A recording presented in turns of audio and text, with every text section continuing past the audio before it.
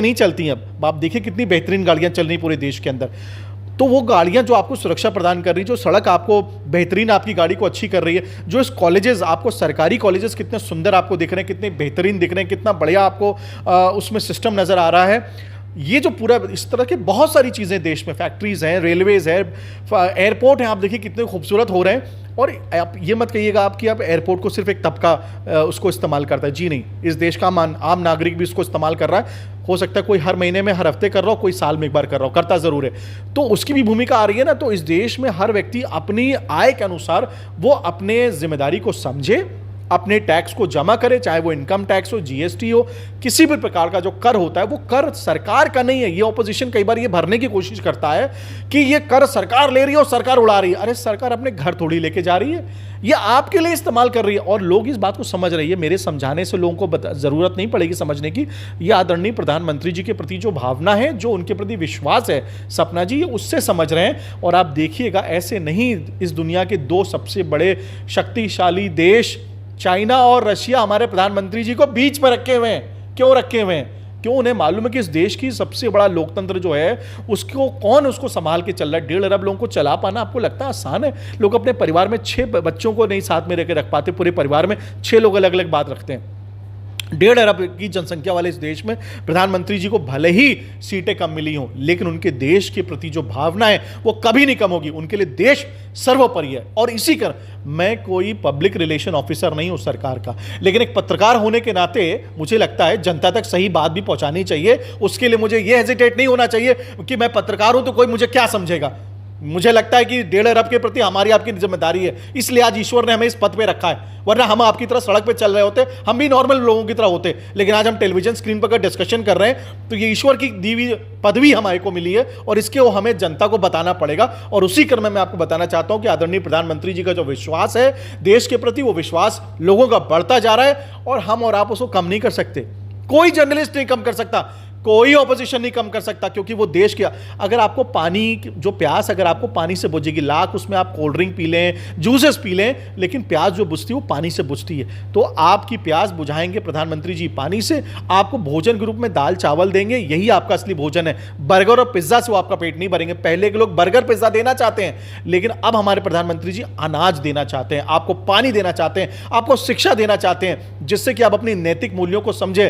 पहले की सरकार इस बात को बढ़ावा देती थी सपना जी, अरे चोरी ऐसे कर सकते हो। जो सीए, उन्होंने एक डेजिग्नेशन बनाई सीए, और सीए का काम क्या रहता था कि टैक्स कैसे बचाना है। अब उन्होंने सीए तक को उन्होंने, अब ये सीए आपको कहता है नहीं आप टैक्स भरिए नहीं तो दिक्कत हो जाएगी आपके साथ। ये एक भावना किसने रखी है?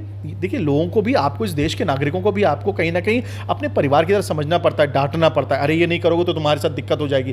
तो ऐसा नहीं कि आप दबा रहे हो, धमका रहे हैं जैसा अपोजिशन कहता है, नहीं, आपको प्रेरणा देनी पड़ेगी ना। और वो प्रेरणा कौन दे रहा है? आज आदरणीय प्रधानमंत्री जी नरेंद्र मोदी जी के माध्यम से इस देश के जो स्पेशलाइज्ड लोग हैं वो दे रहे हैं। और मुझे लगता है सपना जी को कि चर्चा बहुत लंबी हो जाएगी, क्योंकि बहुत बड़ा विषय आपने आज चर्चा पे रखा है। मैं बस इतना कहना चाहता हूं कि आदरणीय प्रधानमंत्री जी द्वारा उठाए गए इस कदम से पूरे देश का लाभ होगा। और हमारा देश, सिर्फ हमारे देश के लोग अब प्रसन्न नहीं होंगे, पूरे विश्व के नक्शे पे हमारे देश का अलग एक स्थान होगा आने वाले समय पे। अभी भी हो चुका है, लेकिन वो स्थान और बड़ा होने वाला है, आप निश्चित रूप से देखिएगा।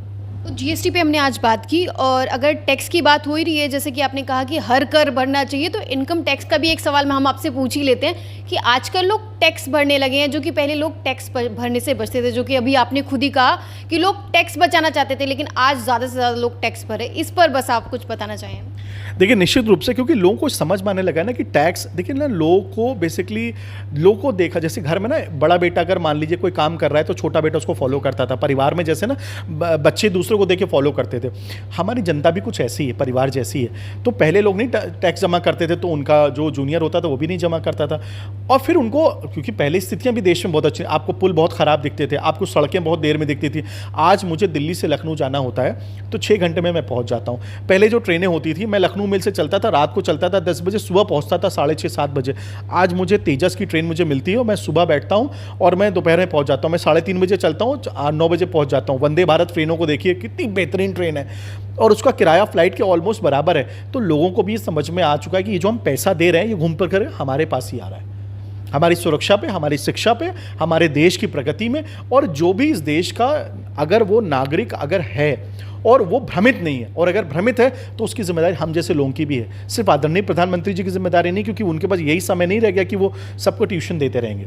वो संडे को आ गए कल 5 बजे, वो हमेशा नहीं आएंगे। ये जिम्मेदारी हर एक पत्रकार की, समाज के हर उस वर्ग की, कि वो देश के लोगों को इस बात के लिए प्रेरित करे कि टैक्स ज़रूर दीजिए। वो टैक्स देने से तो वो आपके ऊपर ही आपको उसका फल मिलेगा, चाहे देश में और देश के बाहर भी उसको फल मिलेगा, क्योंकि आपका सिस्टम मजबूत होगा, आपकी देश की इकोनॉमी स्ट्रांग होगी, आपके देश के जो लोग हैं वो कल को हम पूरे विश्व में पहुंच पाएंगे, हम तक लोग हमारी वैल्यू करेंगे।